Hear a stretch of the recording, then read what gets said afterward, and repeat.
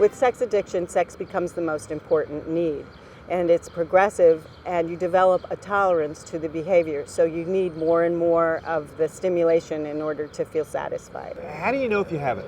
You're starting to have negative consequences on an ongoing basis, and you're still not quite able to give up the behavior that's causing the trouble. Can you identify any risk factors that would make somebody predisposed to develop sexual addiction?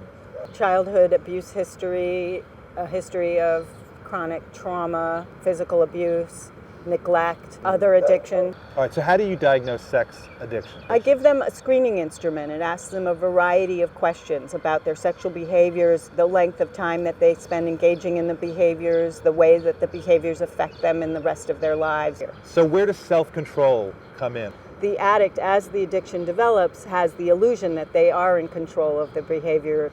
But in fact, as their illusion of control progresses, so does their actual loss of control in reality. Usually it takes some kind of crisis blowing up in your face for you to realize that this is out of control. And how do you treat it? One of the strongest antidotes is the ingredient of honesty, gut level honesty, with a trained clinician, with others who have been through the disorder, with your family members, and with yourself, most of all.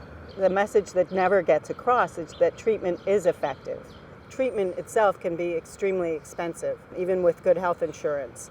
The 12-step programs are an excellent adjunct to professional care. You meet other people who are recovering from sex addiction there. They're going to pass on to you what's worked for them. How do you then get back to a normal sex life?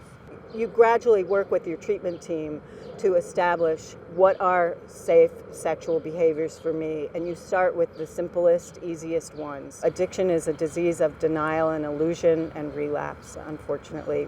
But with proper treatment, you can be trained to prevent relapse. And there are I've met thousands of recovering sex addicts who never relapse.